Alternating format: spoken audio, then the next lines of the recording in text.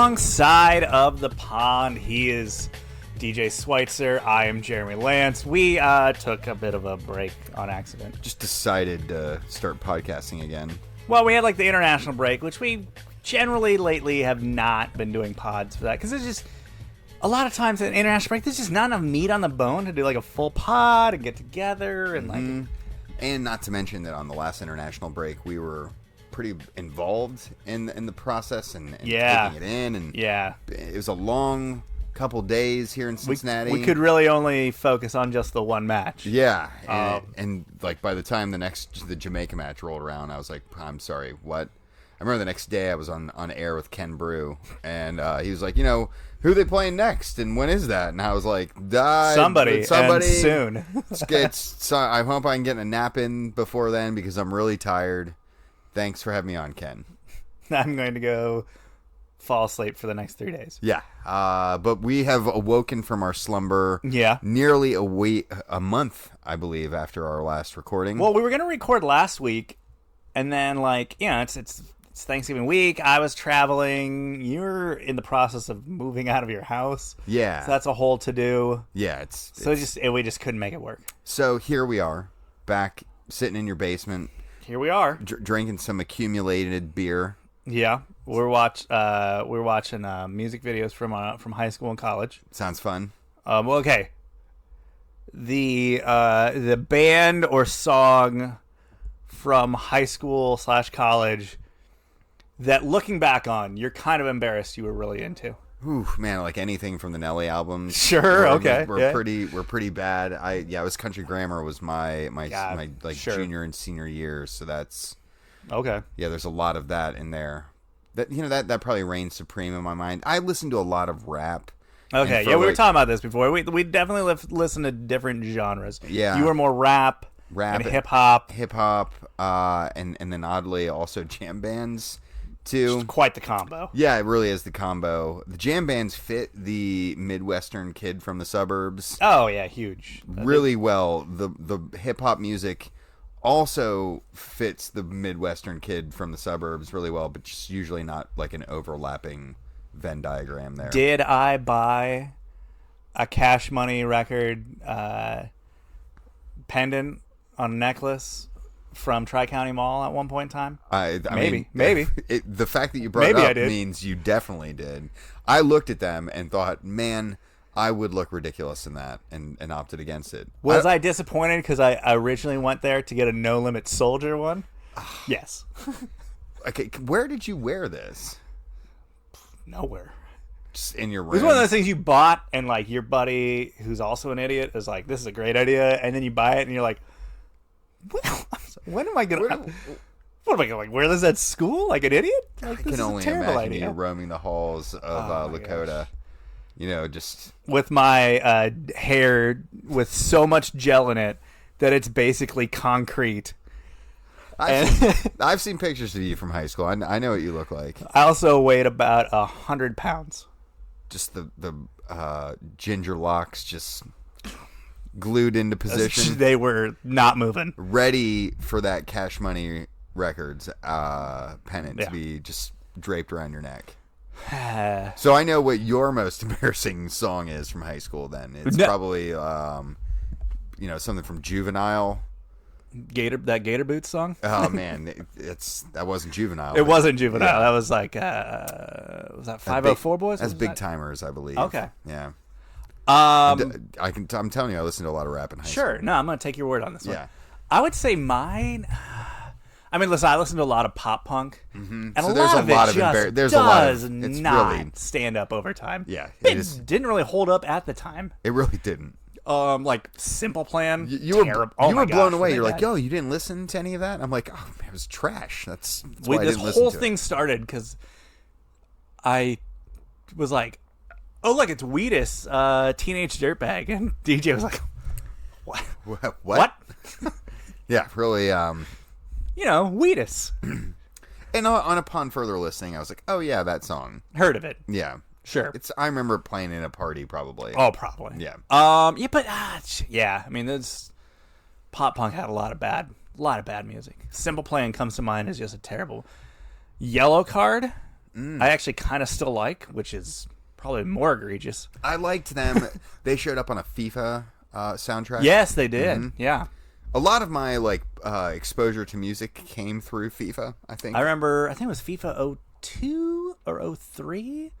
The first time I heard a Morrissey song, and I was like, ooh, I like this. Yeah, that's a good one to find, right?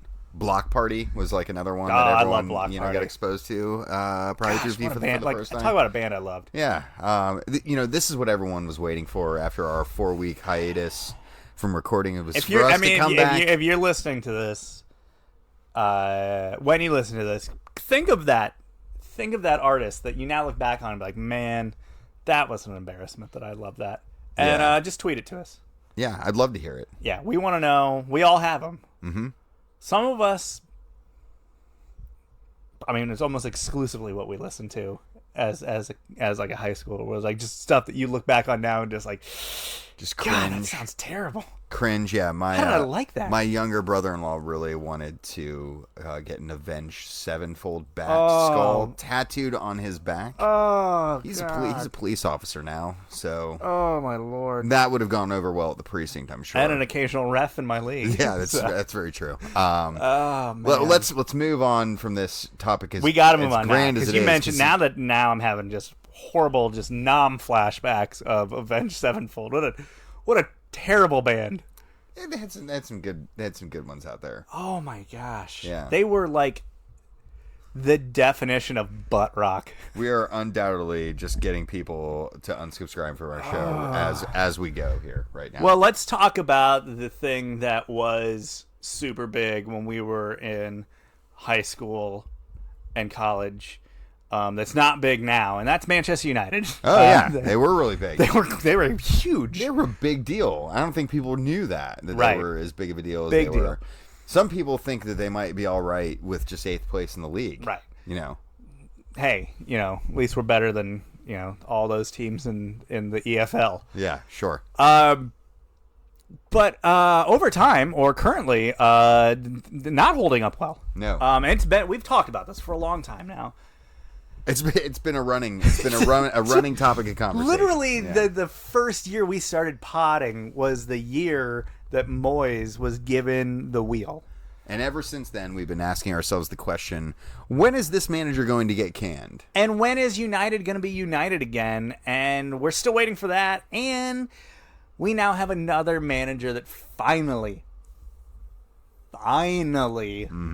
got the can. Ole no longer at the wheel. This happened while we were gone. We got to mention it because it's an ever-evolving story. Mm-hmm.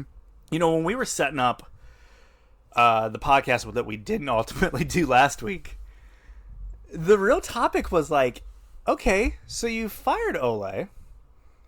Your plan at the moment is you're going to let Michael Carrick, Phelan, and all the other guys all the other foreign players that are part of the staff just run things, which was an odd plan. Yes. Because if that was really their plan, which ultimately it appears that it's not their plan, but at the time it was like, well, then why would you not just keep Ole? How is Michael Carrick different than just hanging on to Ole? I don't know. So they announced all this too, which was even more weird. The whole dismissal process was odd. They let him do that interview where they got him to cry. Yeah.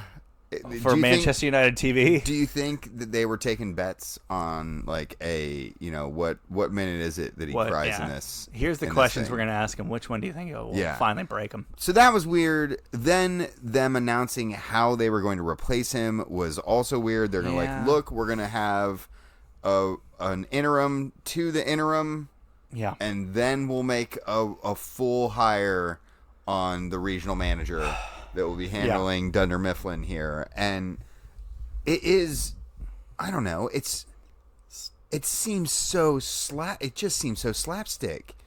It's to steal to go back to the Dunder Mifflin analogy you threw out there. I think Michael Scott once had a line where he basically was talking about sometimes I don't know where my sentences are going. Yeah. And I feel like that's the Manchester United right now.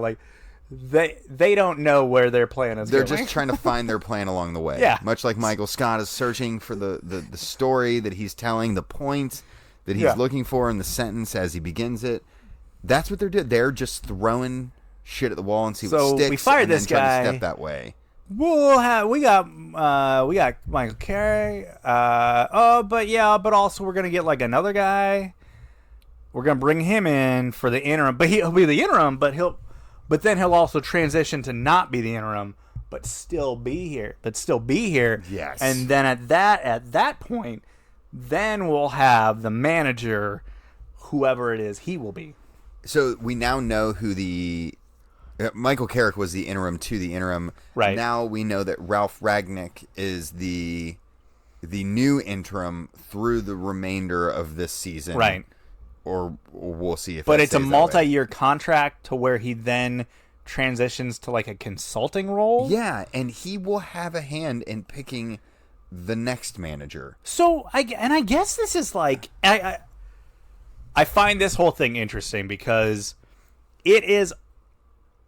Are we basically just saying that this guy is now going to come in and, much like what we have here in Cincinnati, like we bring in Chris Albright is coming into FC Cincinnati.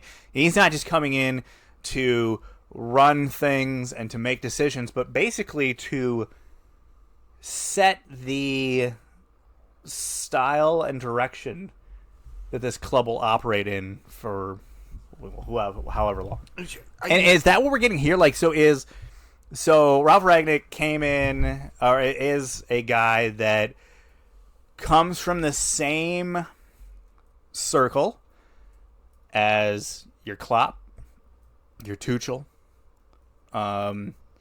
Is the plan like he comes in and like installs like, hey, we're gonna be like these guys and we're gonna do the whole like gegenpressing and that's gonna be our thing, and whoever manager we bring in, like that's what he's gonna be about too. Like, is that what we're doing here? Like, is he really gonna set that big of a tone where he's gonna basically set the style of Manchester United? I mean, you're almost seeing him being given a sporting director role, sort of, where he will also be given the managerial reins, which is like the traditional English manager. Like that's how it has always been in England. Yeah. And you've seen teams really pivot away from that over the last 10, 15 years as they try to match the European model of sporting director and manager. Right.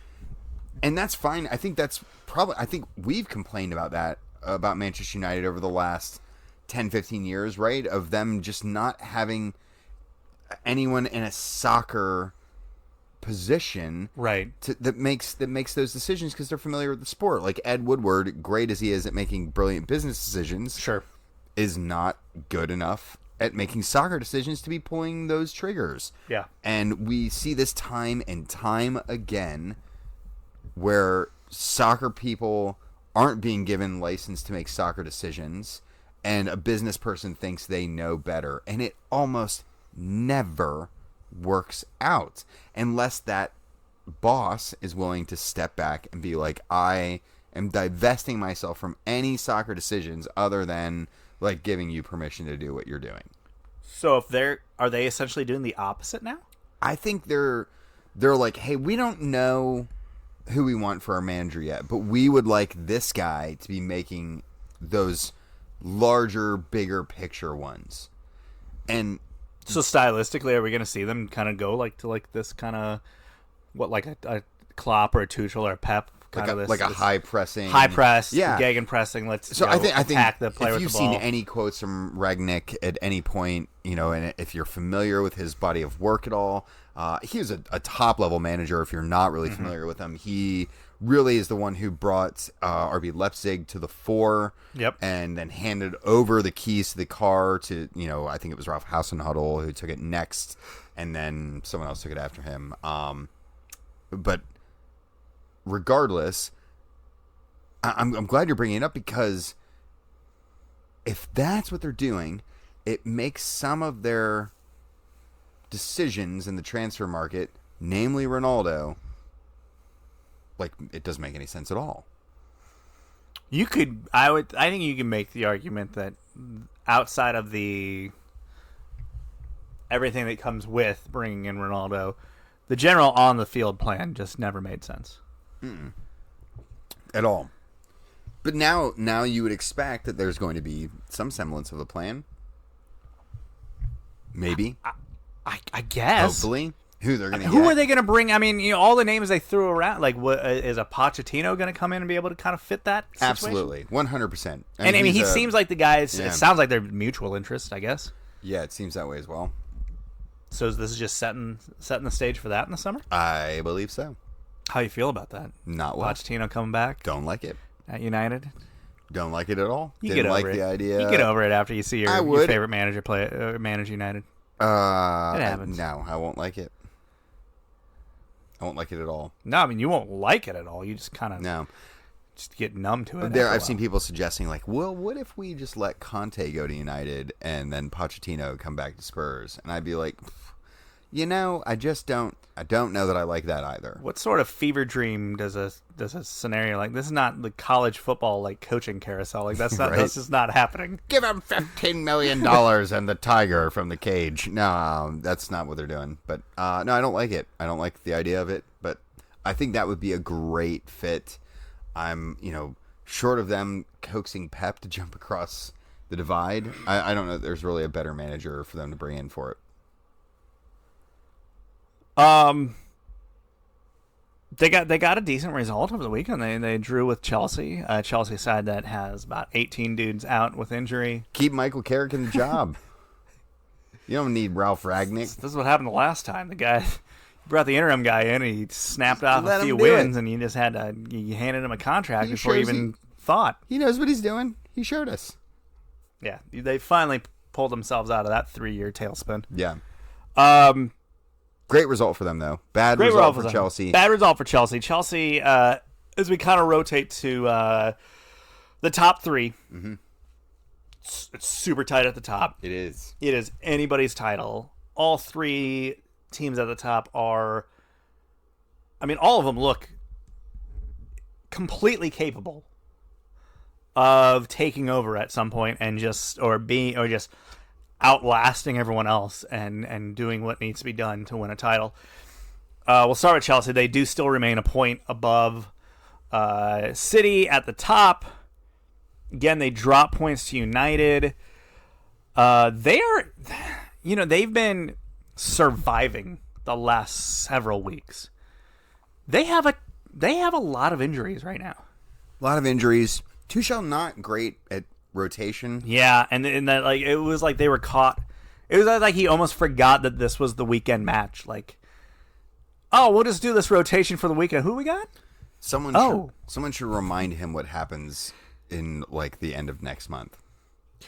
Seriously, luckily we're getting some guys back, but as of right now, you have Lukaku is coming back from injury. He looks like he should be good. I think he's going to start tomorrow against Watford.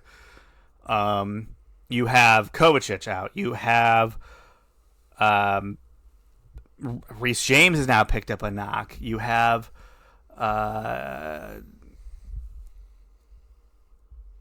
Conte is hurt right now. Mm-hmm. Apparently Timo Werner is now also hurt. Ben Chilwell's probably done for the year, as he's going to have surgery on his leg. I think it's like an ACL or MCL tear. He's probably done. So they're in like a bad, like they've been surviving. I'm getting good results. Hadn't really played anyone big. Then they go into the week. They had Juventus in the Champions League. They came out there and absolutely murdered them. Like murdered Juventus. Oh yeah, but it's been like a downhill slide since then. Yeah, but they kind of threw all their chips at murdering Juventus, and then heavy squad rotation. I mean, you had Ruben Loftus-Cheek starting this match. I mean, that's not even your second option in the midfield there. If you had asked where he played before the season, I'd have been like, he moved. Fulham? He moved to Watford. I don't know, and he's not getting minutes.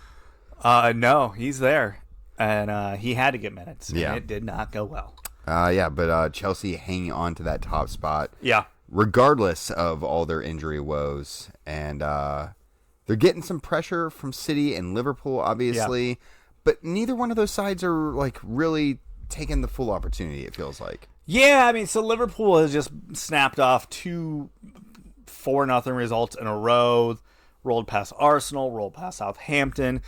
Firmino, I think, has a knock right now, but other than that, they're like relatively healthy, which obviously wasn't the case for them previously. And that's a big storyline for them. If they can stay healthy, we've seen what happened when they don't, and how much that can hurt them. Well, but so far so good, I guess, kind of. Yeah, but I mean, they need them to stay healthy, in particular for the remainder of this month, because once December's over with, they're without like 3 of their main players for a huge chunk of like the rest of the season, or not the rest of the season, at least the next month that follows. Given the African Cup of Nations kicks off, they'll be without Salah, they'll be without Mane.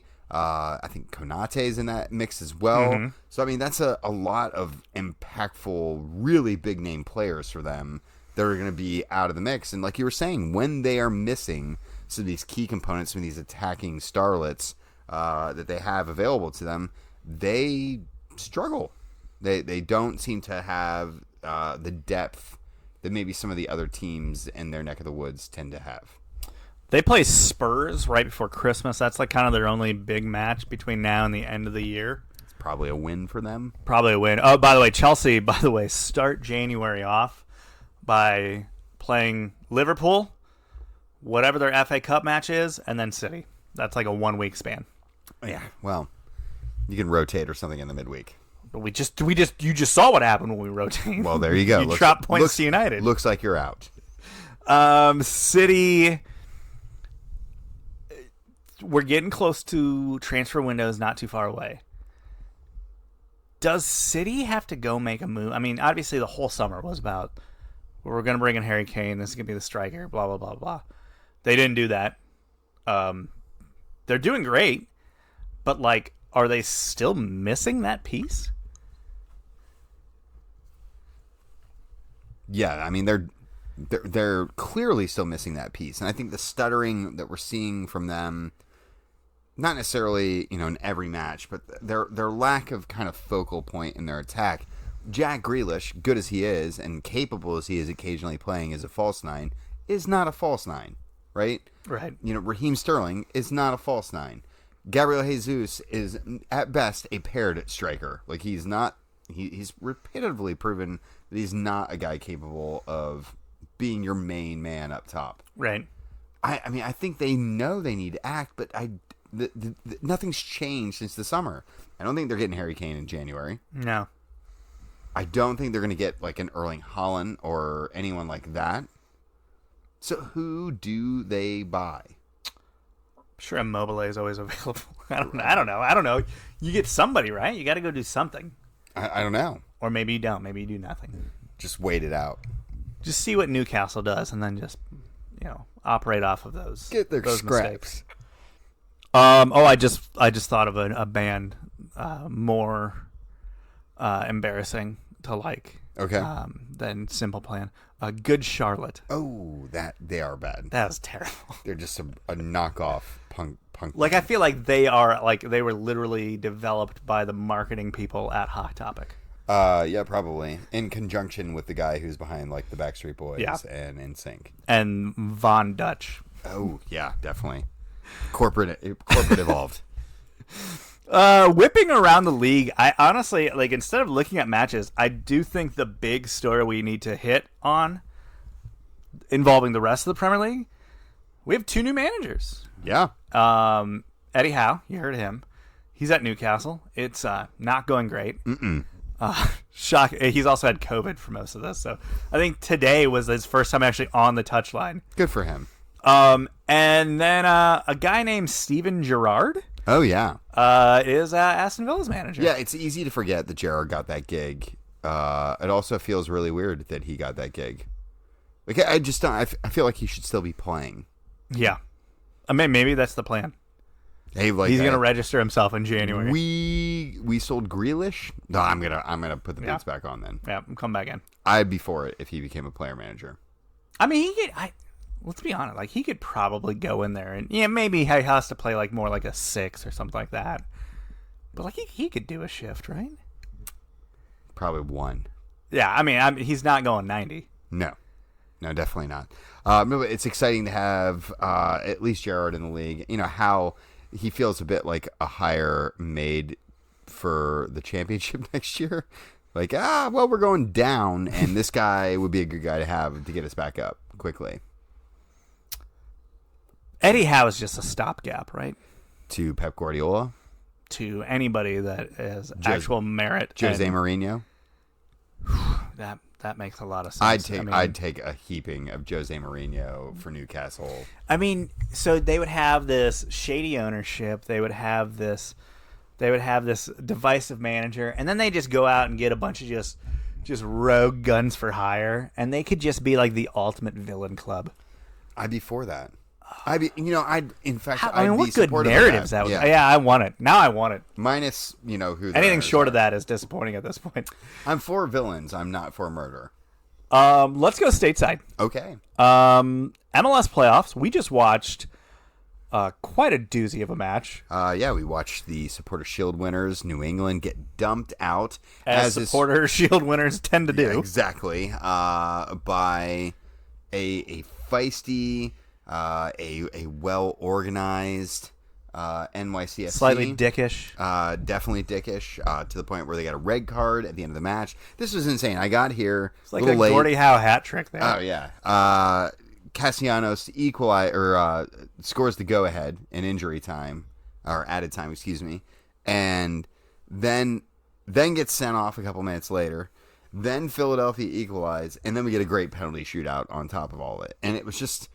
very emblematic of what the playoffs have been. Like, they have been exciting. They've been cathartic.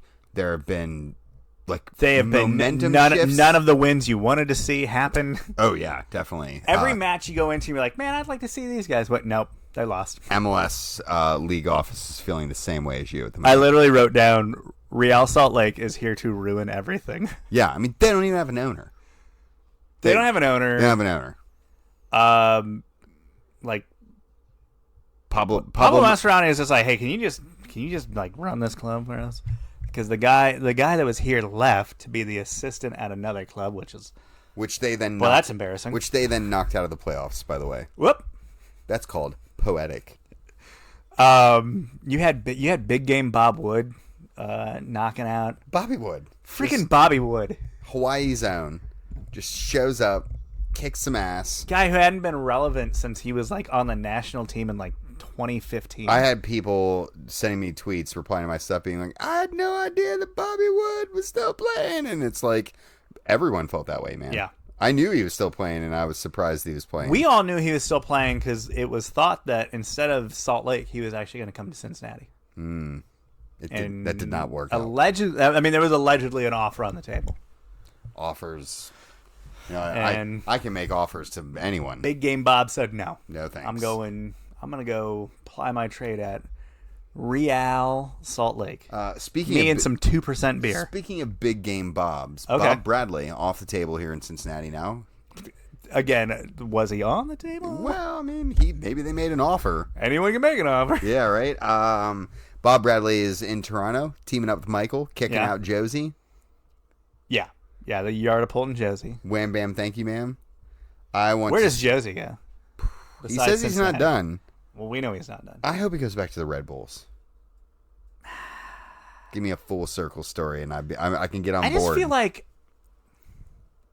a guy late stage in his career probably still has it. Definitely prone to some more catastrophic injuries. Red Bulls just aren't making bad choices like that. No. I tell you who is making bad choices like that. No. Give me a Chicago. Give me a Cincinnati. Give me a Miami. Miami would do something stupid like that. Especially with the Higuains and the flux. Couldn't you see a Brenner Josie partnership up front? I could see that going very badly. Yeah, me too. That's exactly what I see when I picture that. Which guy is going to not take a shot? Yeah. No, but the playoffs have been great, though. Yeah. They've been really fun. MLS Cup playoffs deliver. They really do. I will fight anybody that tells me that the playoffs suck. It's literally a month-long chaos. Well, and the format has proven itself time and time again to be crap, right? Not an overly fair format. Yeah, which that's kind of its appeal. We joked about how New England got dumped out, and the Supporter Shield, curse has continued, and they hadn't played a game in like a month. Yeah, that's crap. Your reward for winning the league is to be given a spot in the playoffs. Yeah. Where you have to wait a month to play where you have soccer. to wait, what was 23 something odd days or something like that? It's just a stupid amount of time for any team to take off. And you're not getting anyone in to do that. So, yeah, that it's not anything to write home about. Yeah, because decision day was November 7th, yeah, I believe. And today is November 30th. Not a lot of progress. So 23 days. Yeah. So New England's out. So we are left with, we have our final four. Mm-hmm. It is going to be out of the East. It's going to be either NYCFC, everyone's least favorite club, will be hosting MLS Cup on a dog track, or Philadelphia Union, a legitimate club. Yeah. Out West, you have no owner. Is Pablo the interim? Did they give him the job? Okay. He's interim. You have an interim manager. You have no owner. You have Bob freaking Wood out there putting in a shift, and Justin Merrim. Yeah, right. Justin Merrim with the assist. Just the ghost of soccer in 2015, leading the line there against Portland Timbers, an actual good club. Yeah. So we have a good chance that MLS Cup will be two absolute gong shows of clubs. Oh, yeah. MLS is definitely, the league office is pulling for a Portland-Philadelphia final. Literally anything less than that is kind of a disaster for them. This is the worst news for us. We cannot expose everyone to this. But that's MLS for you. That's the appeal. You want the kitschiness. You want its weird rules and stupid scenarios. Yeah. And, this is why I love this league. It's great. It's absolutely great. It's so bad it's good. Maddeningly fantastic. Yeah, I'm excited. I mean, really can't lose at this point as a neutral. You can't lose. You're either going to get a legitimate good game or something incredibly stupid. And I don't know which one I want more. I'm hoping for, all sorts of fun things. That's all I have on MLS playoffs. We talked about this at the beginning of the show. We had the latest edition of Dos a Cero in Cincinnati. We both got to really just literally spend from sun up to sundown just soaking in what an incredible day it was. So I know it was several weeks ago, but again, we have not done a podcast in a bit. Yeah. So I did want to kind of go back through and just kind of marinate on that day and what it meant for Cincinnati, what it meant for us, just enjoying it, what it meant for the U.S. men's national team, just from from a results standpoint. Sure. Yeah, I mean, where do you want to start? I mean, so much in there, right? So we both started the day with hanging out with our guys at Cincinnati Soccer Talk. Yeah, doing a live show there at Ryan House, which almost felt fitting that Ryan House had to be part of the day, and I'm glad it's where the day started. It really did.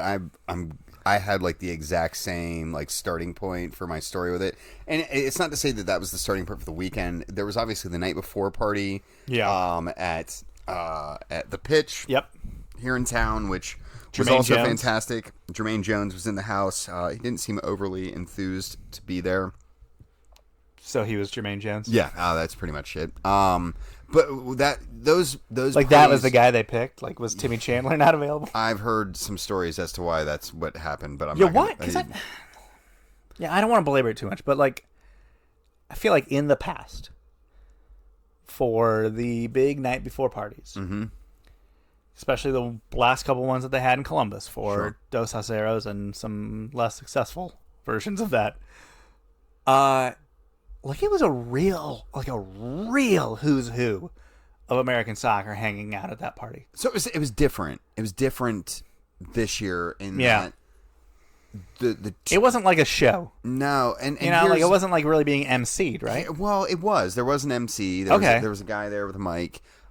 Congrats to him. The media was not on the same location, which is a bit different than how it's gone in years past. And I think it's because they gave him a sweet setup. They set them all up over at Taft's Ale House, which is just a fantastic brewery in this really cool old rustic church here in Cincinnati, if you've not been to it. But I think that's a big reason of it, is like you didn't have the who's who. You didn't have the Rob Stones and the Alexi Lawless and all those guys rolling in there. As someone who's whooping it up, experienced that before and is a bit kicking himself for having not put in for a media pass, even though that was, and I'll get into that here in a minute. But you didn't have Grant Wall there with 5 masks on. Yeah. I actually, it was really cool though that it was just a fan thing. Yeah. Right. Like, and I met more people that I would not have met if I had been more concerned about like schlumming it with, Pablo Maurer and whomever else was in the house that night. And it was just a kind of a cool, like, meeting people and being like, oh man, I've never been to Cincinnati before, and them asking for, some feedback and what should I do, and it was cool. And I felt like I got that vibe all weekend long of like hey man, well, I've never been here before, and for the first time me being like, well, cool, I know everything about this place. Like, what do you want to know? Where do you want to go? Yeah, what are you up for?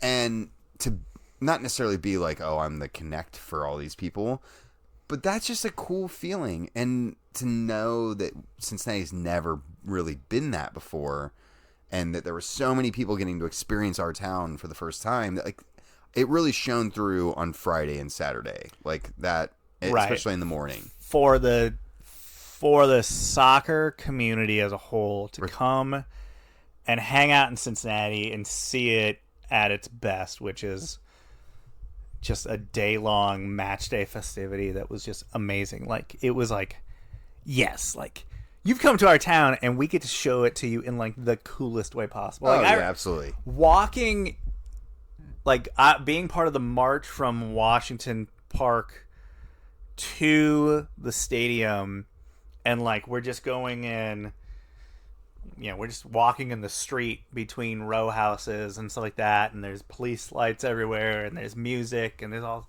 and just like looking around and like soaking all that in.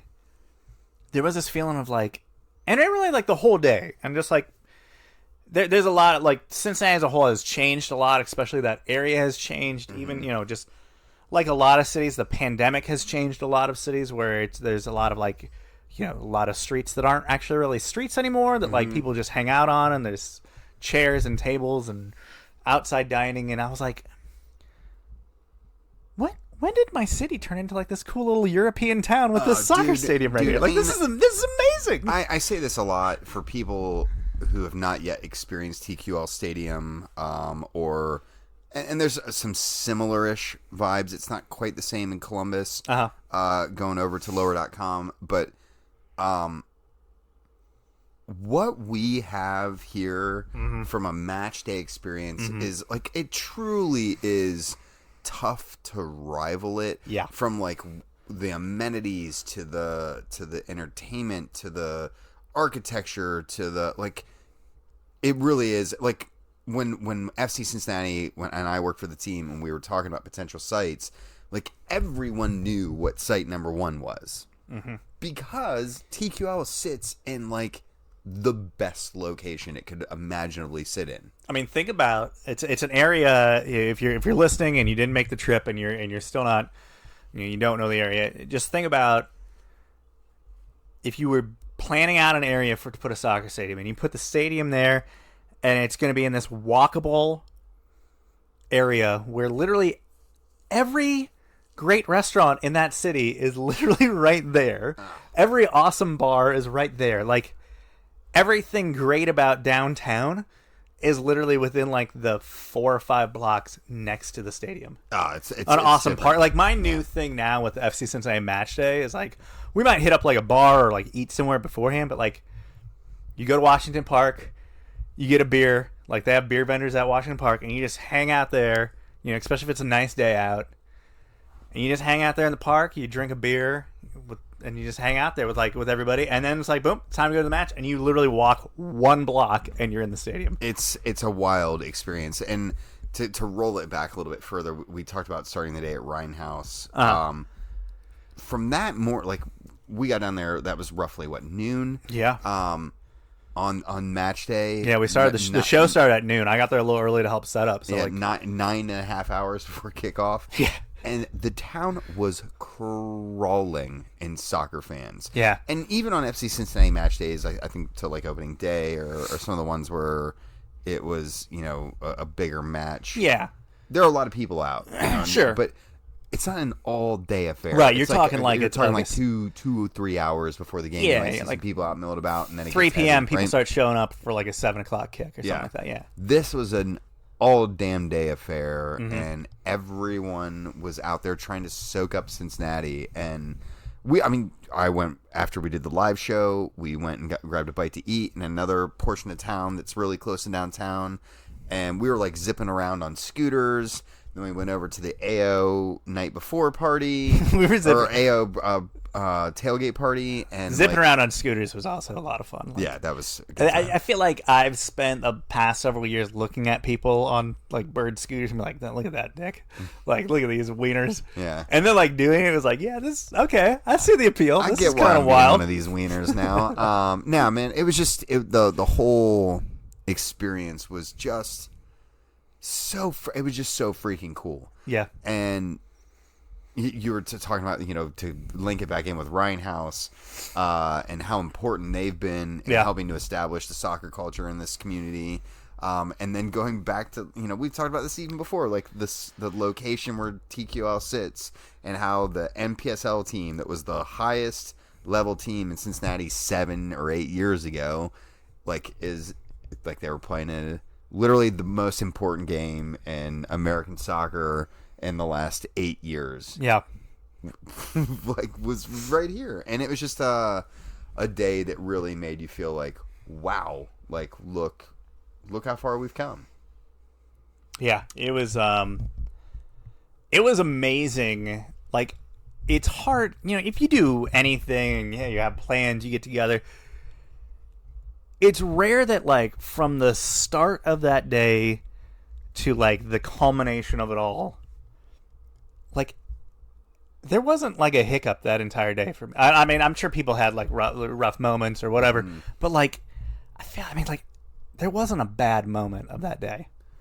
I can't remember the last time where it was just one awesome moment to the next. Yeah, it was really fun, and then obviously the match is amazing. Yeah. Now, the match. Uh-oh.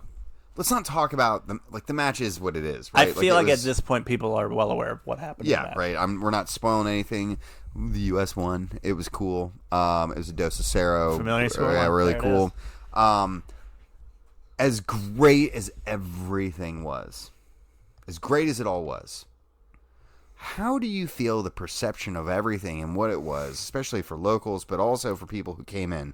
How do you think it would have gone had the result been different? Had it been a loss? Well, the loss would have clouded everything that had happened up to that point, right? I think I would be able to look back at the match and the experience and be like, damn, how cool was that? Yeah, but I really feel like everyone is just Cincinnati, they killed it. And we did. We killed it. Sure. We killed it. But we could have killed it as much as we wanted to up until that match time, and had the match been a complete just turd of a match. Yeah, the turd of the match would have just that kind of would have killed everything awesome that happened that day. I think about the last USA Mexico match up at Columbus, and it was a loss, right? And I had a freaking blast in the lead up to that match, an absolute great time. Yeah. But people talk about that match now, and they're like, that killed it. That's why Columbus doesn't get it anymore. That's why they lost it.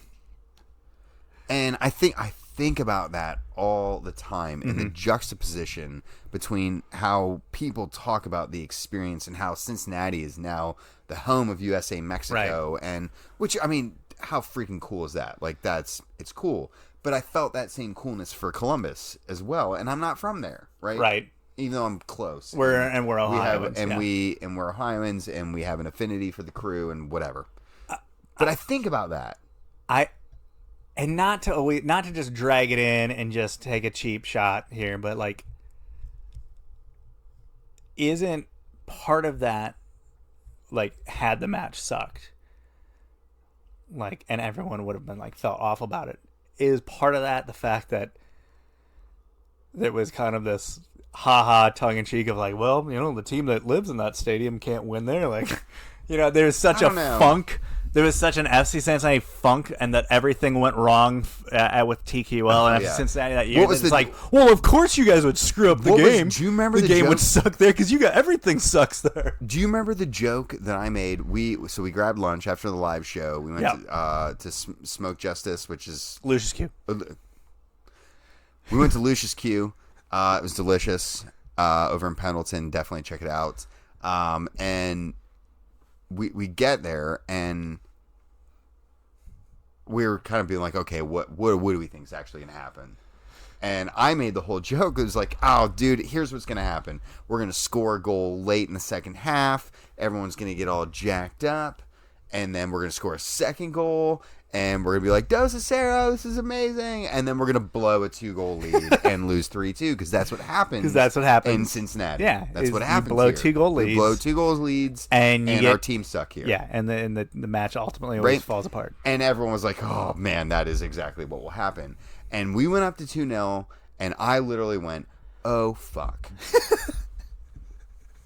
I didn't, just because it was late enough in the game. I was like, well, surely there's not enough time for us to blow this. 100%. But it was in my mind like, but man, if we did, and I was we like, will never hear the end of it. If I had held a cell phone signal that was quality, I was like, I know that Jeremy and Dan and Mike would be hitting me up right now being like, what did you do?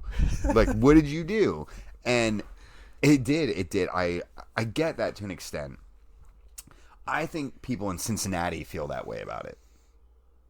Like, yeah, look what we got. Because we live with that stigma, right? But I think there are fans in the MLS and US soccer community that do like to have a lot of hearty-hars and ha-has about Cincinnati. So like, I think like deep down, like, I think a lot of soccer fans, like, that was going to be how they were going to like cope with us with the bad result of well, of course, typical Cincinnati. Look you guys, what they did for us. I mean, of course, like, with the stink in that stadium from the team that lives there, like, yeah, of course it is. Of course that's going to happen. We can't let these people do that. Yeah. No, I mean, I think that's definitely a big and then that is the thing though. Like, had the match gone bad, just like, I mean, it went right so many times in Columbus, and the one time it went bad, everyone's like, well, we're done here. Yank it from them. They don't deserve this. And like, that's always going to be the way. So like, that's kind of what I felt the whole time. I was like, man, like, even because, you know, we went almost an hour before there was a goal. Yeah. Or it was 70 minutes. It was a pretty ho-hum first, like, half at best. Yeah, just two teams that just couldn't connect a pass to save their life. Both teams being like, well, crap. Like, do we have to do this? And like, right before the goal, actually, the Pulisic goal happened, I did have that feeling like, man, like, there's just not going to be a goal in this game. And, like, that's also just not going to be good enough. Oh, yeah. That would a little bit let the air out of the room. Yeah. The Pulisic goal was, you know, the spark. Uh-huh. And, you know, the crowd, the pregame for the show, for the match was just unreal. Like, it was goosebumps. A truly, like, I'll never forget that experience. And I was pretty heavily tipped at that point. Yeah, you're in your cups. Yeah. But the stadium had been waiting for that moment to like uncork, and it happened, and you kind of knew the second one was coming once that went down. Yeah. And I just... you look back at it and you think, like, man, that happened here. Yeah. But I also think, and much like I was alluding to earlier, I thought if it had gone south, if it had been flipped on its head, if Mexico had established themselves early and made themselves a winner, how would we all view that? And as much as I want to pat ourselves on the back, because we deserve a pat on the back, I also am very concerned about patting ourselves too much on the back over it. Well, but what's the cost of that? You know what I mean? Like, sure. how high is that cost? We'll find out. Yeah, we certainly will. Winners and wankers? I think that's where we're at. All right. Do you want to give us your wanker to start things off? My wanker. You know, it's funny because, like, you went to the NWSL final, right? I did, yeah. You had a good time. Great time. Awesome little stadium down there. Like, we made it, what, maybe 48 hours, not even that, into the NWSL offseason before scandal had to hit again. As it comes out that the head coach of the Chicago Red Stars, like, had, again, like, a bunch of, like, abuse allegations. And once again, it's the same thing where it's like, oh, and the league and USSF and everybody knew about it and nobody did a thing. When? So, like, so it was Rory Dames, the head coach for the Red Bulls. I mean, like, I watched the broadcast. He was getting praised the whole broadcast. And, you know, that match could have gone either way. And they could have won. And then what do you do in NWSL 48 hours later when that news drops that that this guy had all these abuse allegations against him? Like, just when you think, like, there's a good moment for NWSL to have, like, they get pulled right back down into this awful, toxic muck that they've created for themselves. Dude, it was, I will say, being in Louisville this weekend, it was a championship weekend in town. Yeah. And I don't want to make the comparisons to the U.S.-Mexico game because that's a different level. Right. But there were a lot of people that were down there for that. And crawling around Butchertown were a bunch of people that were, like, wearing NWSL jerseys. And, like, that was cool. That was cool. I brought my girls down there because I wanted them to experience something that was only for the women's game. And that was really neat. And to sit there and think that the NWSL knew this story was coming. There's no way they didn't. Right. That stuff doesn't just get dropped. Like, they get notified. Like, hey, because here's how that happened. This is how these stories work, is at some point in time during that, those reporter would contact the office and be like, hey, I need some comments. Yeah, would you guys care to comment? Because this is what we are currently investigating here. So the league knew that this was happening. And much like they did at every other point during it, they just, we're just going to do nothing. Hopefully this doesn't actually pop up and we can hold our breath long enough to make this actually work out. They were definitely holding their breath during the final, going like, please don't win. On, not Chicago. Come on, Washington. I mean, that they had to have been like freaking out. Yeah. That their championship potentially winning manager was going to get literally lit up by the cancel culture squad the next week, and deservedly so, right? Like that's what should happen. But either way, now both teams that were in the final went through turmoil this season. Mm-hmm. One right after the season, and one during the season, and when it was the focal point. Yeah. Of all the original abuse scandal when it broke. So I'm guessing the NWSL is your my wanker is the NWSL. Couldn't even go 48 hours into your off season before you just went straight back in to the mud. And even then they dodged a bullet. Gosh, yeah. Again, you lucked out that Chicago lost. Yeah. My wanker this week, I'm going for France football. Okay. Today.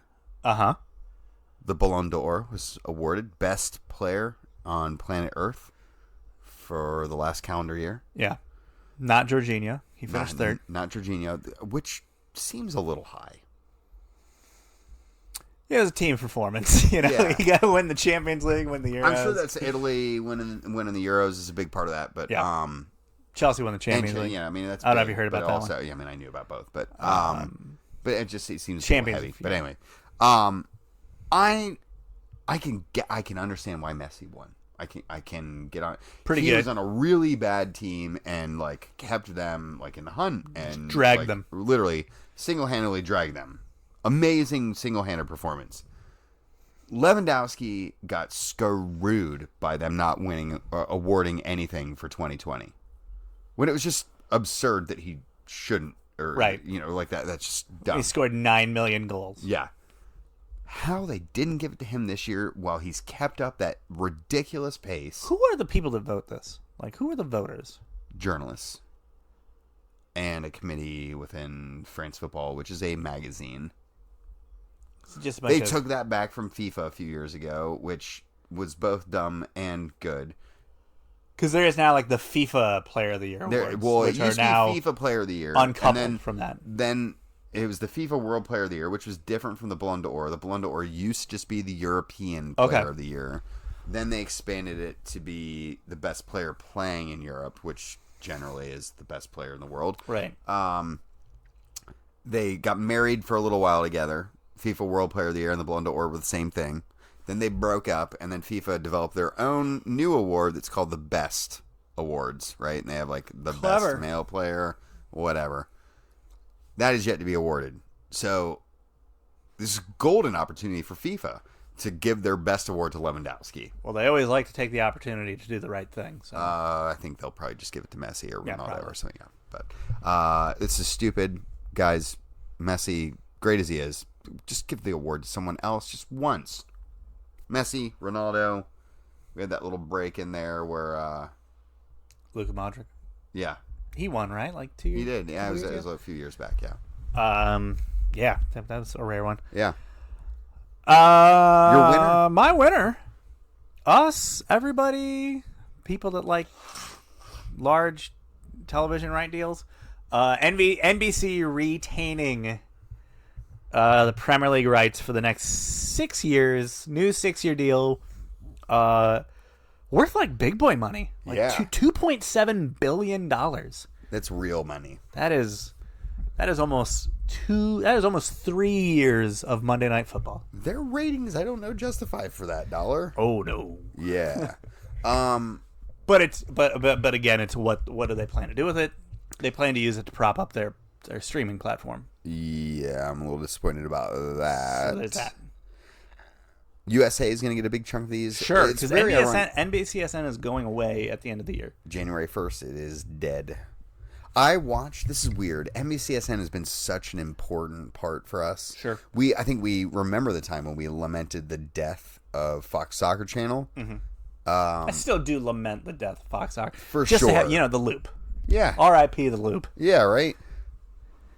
I watched the transition from them killing that and turning it into Fox Sports 2 is what it actually became. Yeah. And they did this cool little buzzy transition where the broadcast goes to black and white and fuzzy for a second. Then they flashed in some soccer and probably, a Fox Football phone-in clip, and then kicked it off, and then it was the Fox John Sports Hart clip on Fox Football. It might have been, yeah. I want NBCSN to do the same thing so bad, and I'm gonna watch, and I know I'm gonna be disappointed. You're gonna be disappointed. It's gonna be like a fucking ad for Peacock, is what we're gonna get. Probably. Switch to Peacock. Buy Peacock. Switch to Peacock, and then go straight into a Flex Seal ad. Goddamn Flex Seal. But no, I am glad that NBC is retaining it, because while you may not be happy that a lot more of it's going to be on streaming, and you may not be happy that whatever network you want, or there was talk that ESPN was going to put it so they could have it on Plus. I'm like, good lord, Plus would have literally had every soccer game ever at that point. That would have been cool. That'd be $6 well worth it every month. It's now $8 a month. Well, Jeremy. that's why you got to do the bundle. Yeah. Got a bundle. That's a good idea. You also get the Disney Plus. I also have Disney Plus. And you also get the Hulu. Gosh, I don't have the Hulu. Is there That's anything on the Hulu? Uh, There's your answer right there. I mean, there's stuff. Yeah. Should I do my winner?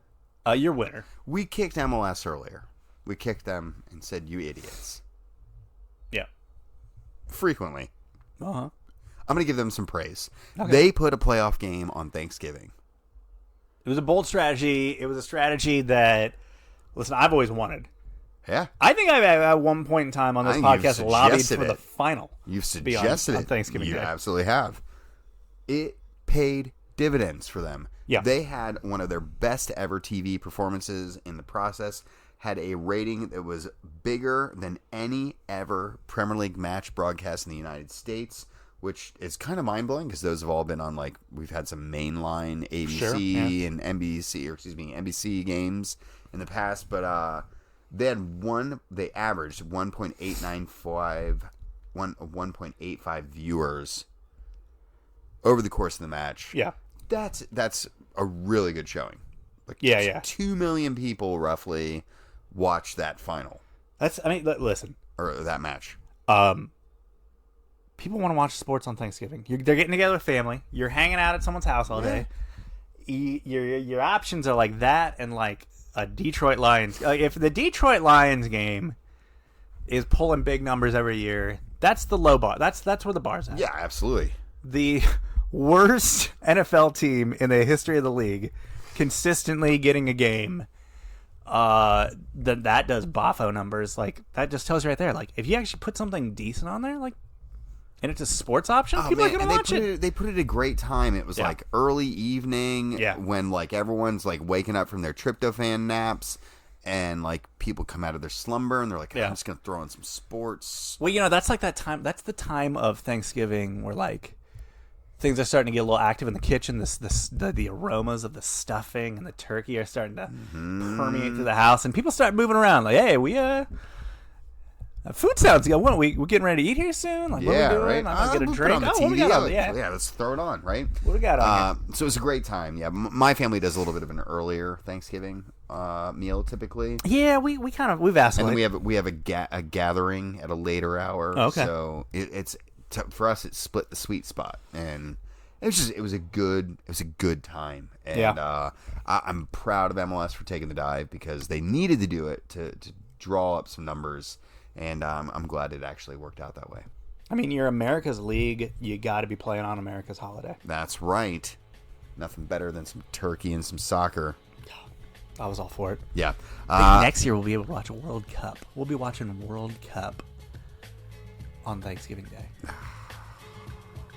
I mean, it'll be a dirty, gross, corrupt World Cup, but it'll be the World Cup on Thanksgiving Day. Look, you're not enjoying soccer unless you're feeling dirty about it, so...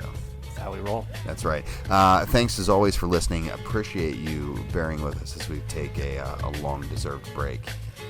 Maybe not deserved. Probably not. Absolutely did not deserve that. Yeah. Well, if you want to come back next week, you know how to get a hold of us. We'll be here. Yeah, we'll be here. Jeremy's at Jeremy Lance on Twitter. I'm at Wrong Side of Pond. Until next week. Bye.